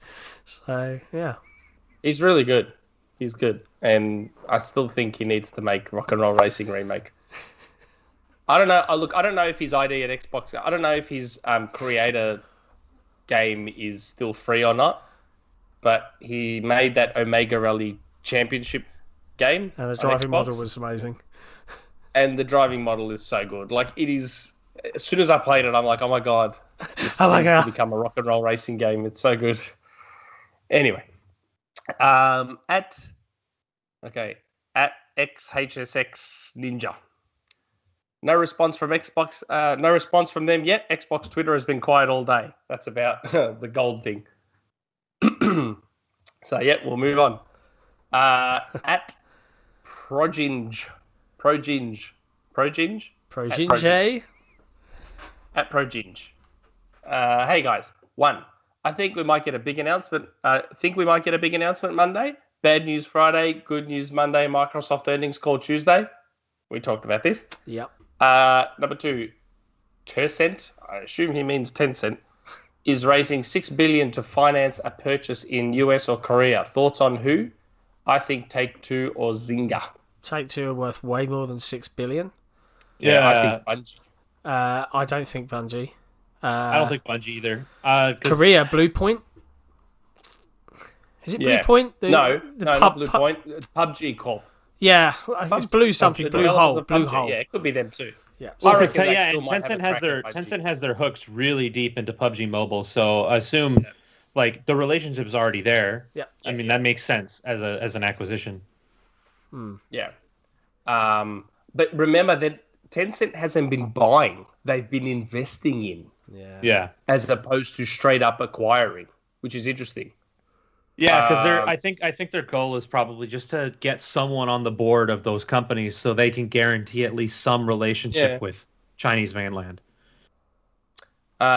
Next question. I actually really like this question by Vinny UK. It's a really cool question, and this could lead to some serious tangents if we don't keep it under control. Okay. From now on, you are only allowed to play one game from each Xbox generation. Now, he's got OG Xbox 360, One, and Current. One and Current is very muddy. Yeah. Because right now, Current is still Xbox One. Like, we don't have our first Series X exclusive yet. True. Like, and in the next couple of weeks, there'll only be one in the next couple of weeks. So our only answer is the medium in a couple of weeks' time. But yeah, you're only allowed to play one game from each Xbox generation for the rest of time. What would you all choose? Now, he doesn't say exclusives. No. He just says a game. So Vinny, funnily enough, he's a friend of mine in IRL. We met playing Halo 2 back in 2005. In real life? Yep, in real life. In real life? Yeah, in real life. Lovely chap. Very knowledgeable about his beers. Yeah, this is an interesting question. He actually WhatsApped me. Yeah. It's like, when you recording the podcast, I forgot to ask my question. I was like, you've got 1 hour and 45 minutes. Who's like quick? Yeah. So, okay, you go first. Go on. All right. OG Xbox would be probably Halo CE. Xbox One, Rocket League. Xbox 360 is the tricky one because there's a lot of games that, because again, it's the only game I can play. Actually, from that perspective, it needs to be a game you can go back to a lot, doesn't it? Theoretically. Yeah. Then I changed my OG Xbox answer. I changed my OG Xbox answer to NBA Street Volume 2. Xbox One Rocket League, because I'll be doing that anyway. Xbox 360, man. That's a hard one. That's a really hard call to make. Yeah, the 360 is hard. Like, I had a lot of games I love on 360. 20 minutes later. No. You guys do yours there if you can think of them. I'm going to think of the 360 one. Christ. OG Xbox. I would say Ninja Gaiden Black. Xbox 360. Man. Assuming I have online connectivity and it's the only game I could play forever and the servers were still live and the population still existed, I'd be tempted to say Halo 3. But, you know, that's not the case really. And man, is there anything else that longevity wise I would just love to play over and over and over? I'm kind of wishing that there was a Mass Effect trilogy pack because that'd give me a fair few hours. I'm gonna have to be boring and say Halo 3 for the 360 gem, because if I look back at my time, that was the game. Oh wait, no, I'll tell you what, I'm gonna go edgy. Geometry Wars. Or Geometry Wars 2. Geometry Wars 2, because it had pacifism and I was pretty good at it. And I imagine if that was the only game I had for the rest of time, I might get pretty good at pacifism. Yeah. Xbox One.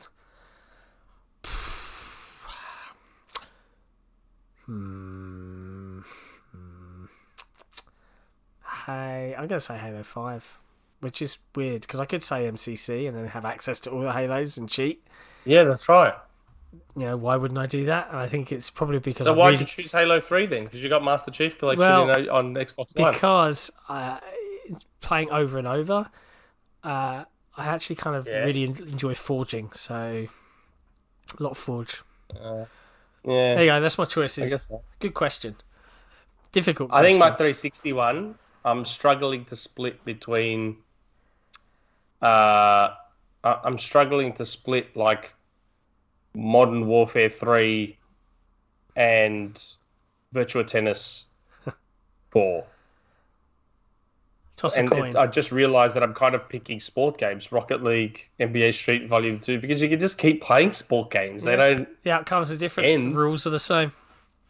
But at the same time, I'd like a shooter, and Rocket League's taken up my Xbox One slot that I can't use Modern Warfare 2019 for, or Master Chief Collection for. Well, he did he did say this gen too, so Rocket League's out on Xbox Series X, so you could cheat. It's true. If it's got an SX update, then that would count, wouldn't it? So what if I do...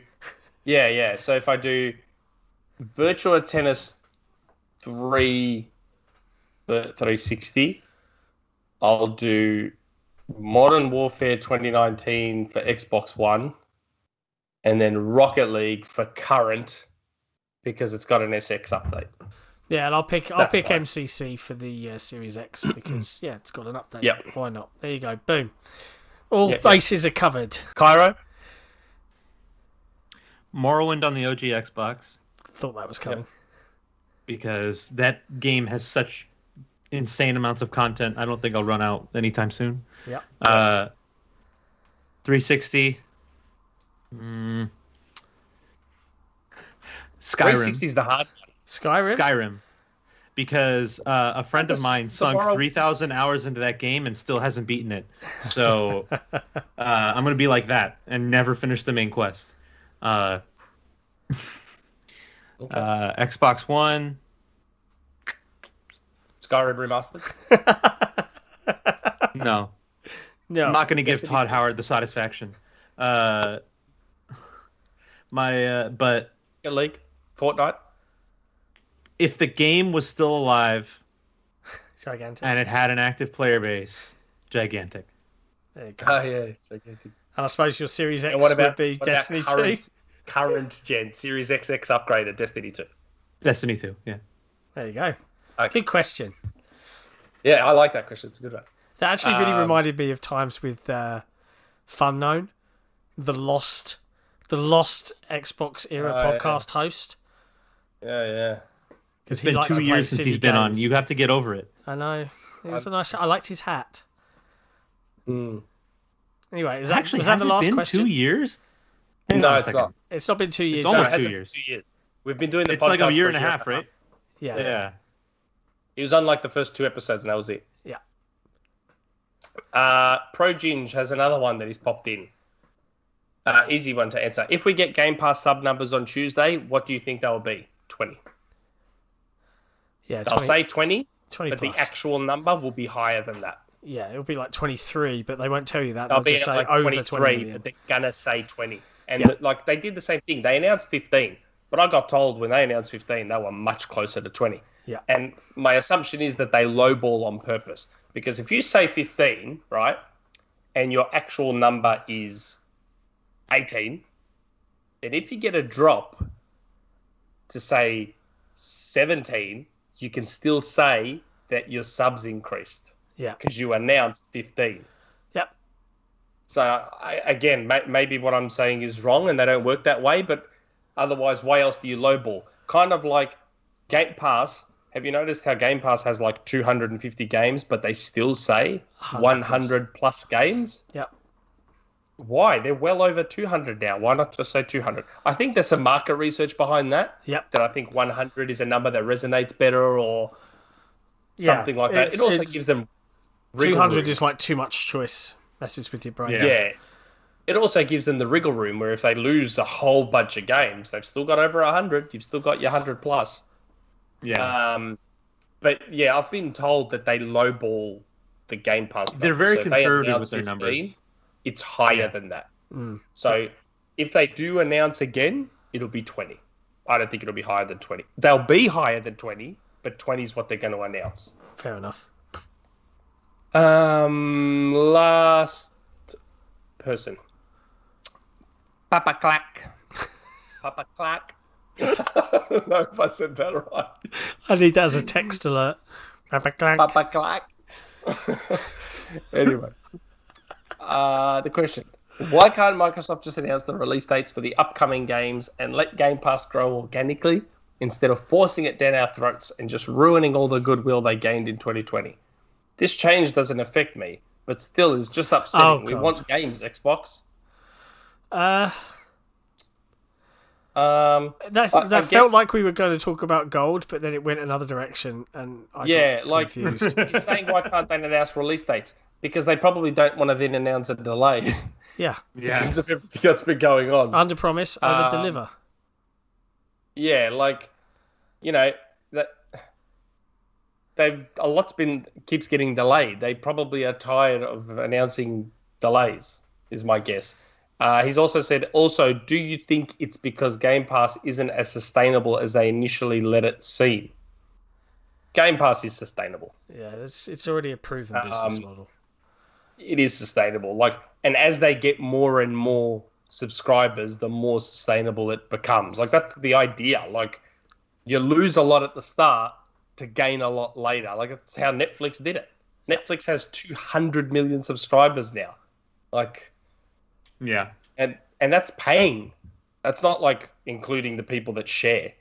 Yeah. That's 200 paying subscribers at a minimum of $10 a month. Yeah.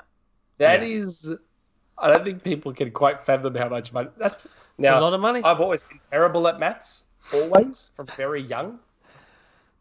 but I'm pretty sure that's $2 billion a month.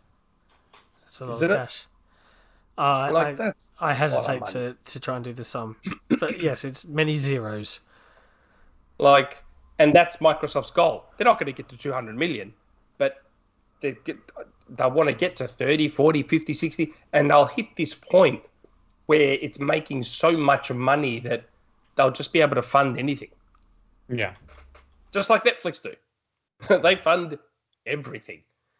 So yeah, but initially very much so. They would have been losing a lot in paying all these studios up front and the deals to get these games on there and all that sort of stuff. You know, they were giving it away for $1.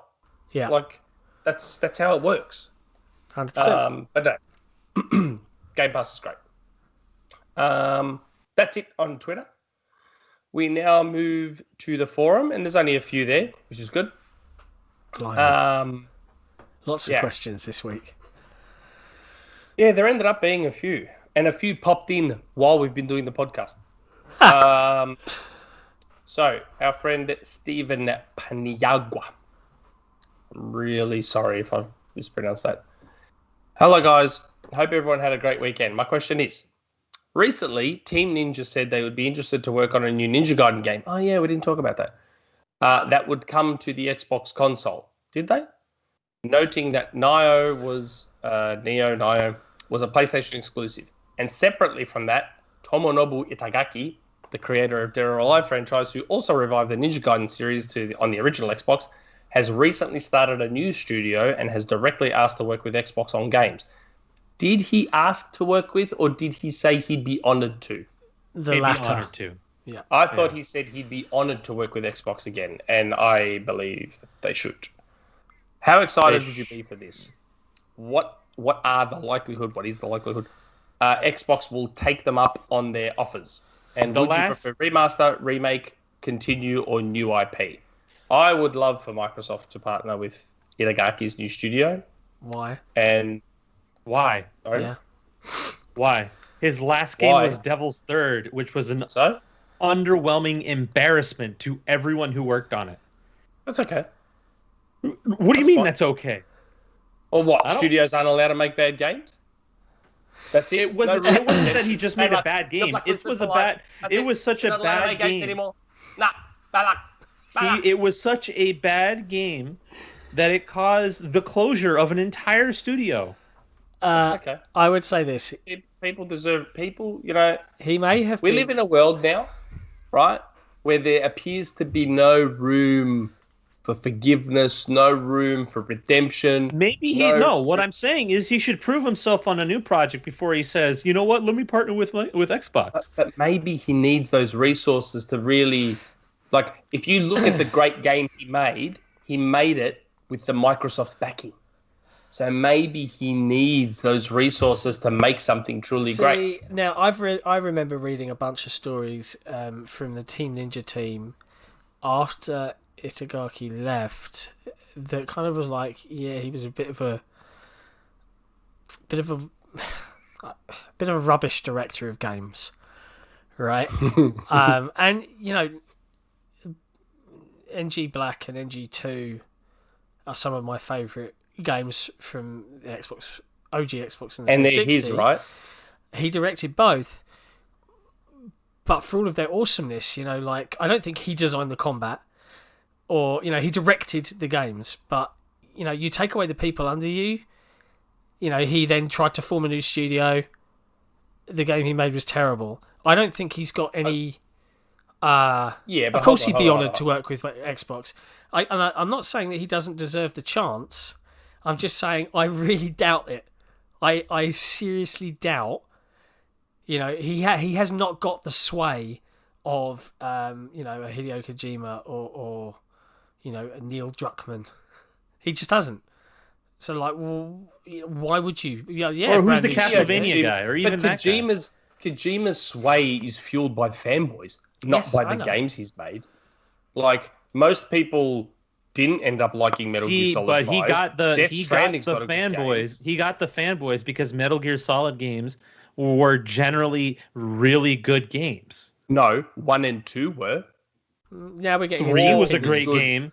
4 was a great game when it let you play and wasn't. 5 was a great game. Watch a 3-hour cutscene. 3 is overrated as hell. Like, oh my god! No. Is this the Nick has bad taste hour? We can't shit can Itagaki over a bad game. I'm not shit canning Itagaki. I'm just saying I doubt this. I'm shit canning him, but no. Let's have a look. Conversely, let's have a look at Team Ninja post Itagaki. Yeah. Yep. Dead or Alive 5. Dead or Alive 6. Ninja Gaiden 3. So, which is it? Exactly. So, okay. Maybe that combination of those people with Itagaki was the magic. Yeah. So, if Itagaki wants to work with Microsoft and they can help him build his studio and get great people under him again, and maybe he'll get the people from Team Ninja over with him again. Maybe he still has those relationships. I would like Microsoft to work with him again. I believe he should be given that chance. I don't think it should happen. Even if it's Ninja Gaiden, even if it's something new, even if it's whatever. But I assume Ninja Gaiden is owned by Team Ninja. Tecmo. Yeah. I assume it's owned by them. So it's not going to be Ninja Gaiden. But even if it's a clone, a Ninja Gaiden clone, and call it Ninja call it something else. Call it Gaiden Ninja. Like, I don't know. Like, call it something else. Man. I would like them to work with him again. If he's made greatness once, he is capable of doing it again. So no, game development's changed, and he's been out of it for a while. That's okay. But yeah, I'm okay with it. It's an interesting question. Stephen, I'd like it. I'd like them to work with him. Don't worry about these other two. Yeah, Nick's the only one that matters. I'm the only one that matters. There you go. Okay. Sadistic Magician, who's a patron of ours. You should have asked this in Patreon. Yeah. Hey guys, personal bias aside, what are 2 studios each that you think Microsoft could acquire that make the most sense business-wise? Awesome show. My God, we've talked about this topic a lot, let's be honest. Yeah. I don't think we need to... But he is saying business-wise, so that does change it a little bit. Yeah, because then I'd tell you to we go always for some E-rated... We always talk about what we'd like. We'd say, I'd love Housemarque, I'd love Insomniac, I'd love Asobo, but business-wise, who makes sense? Now this isn't a studio. This is a publisher. I still say Sega. Like, it does make sense business-wise. Like, come on.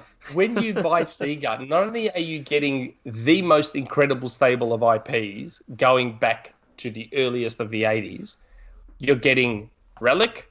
So you can merge them into World's Edge. Yep. And there's your unbelievable RTS studio. You're getting Creative Assembly, who people keep forgetting about, and they are a great studio. And so even if you're not a fan of the Japanese studios at Sega, you're still getting the Sega name, which isn't hated in Japan. You get Atlas, so you can finally get all of those Japanese games. Like, you solve your Japan problem in one go. You also get 2 brilliant Western studios. You get Sonic, which is the biggest IP outside Mario. Like, it's just, even if, like, whatever, I don't know what it was that Microsoft walked away from when they looked at Sega. I don't know. There were things alluded to about why Microsoft walked away. My hope is that maybe they walked away with a view to going back and buying lower. I don't know. But, God, Sega just makes too much sense. It would be great. I think maybe a studio. I don't know. I think Housemarque. I know Sony are eyeing Housemarque, but Microsoft should swoop in and take them from under them, or Shinen. And I say them business-wise because they're cheap studios that make great games that would fit Game Pass brilliantly. I would lean more. Isn't Housemarque just trying to make games to attract Sony to buy them recently? No, Sony is making them audition. That's what Returnal is. Returnal is their audition for Sony acquisition. If Returnal doesn't do well, Sony's not acquiring them. Yeah, I think that if we're talking business-wise, Microsoft, and I think they've said this, they need to look at the E-rated market, so someone like Playful, for more kid-fronted games or studios that can do that. Or Playtronic. Or more Japanese titles. Now, they're not for me, but from a business point of view, they fill a segment of the market. So, yeah, they're not the studios that I would want Microsoft to acquire, but I don't know, man. I'm kind of burnt out on acquisition talk. You know, there's so much you could theorize about. I'm kind of like, I don't know, whatever Microsoft wants. They've got like $190 billion to spend. You know, it's up to them. They could buy me. I used to say Klei too, but I'm not going to get Klei anymore. Never mind. Yeah. Pearl Abyss would make sense from a business perspective. Who? That Pearl Abyss, makers of Black Desert and Crimson Desert. Yeah. Because they're a big multiplayer focused studio, and if you want more games on Game Pass that'll drive people to keep subscribing, you have Black Desert right there. That's good. And they already have a good working relationship, so yeah, makes sense. Okay, final question. My God, Delroy. Mod support is something we've seen Microsoft and Sony dabble in, allowing in the previous gen. Is this an area where Microsoft can and should differentiate itself from Sony by pursuing it harder and moving to make modding easier and more prevalent on its platform?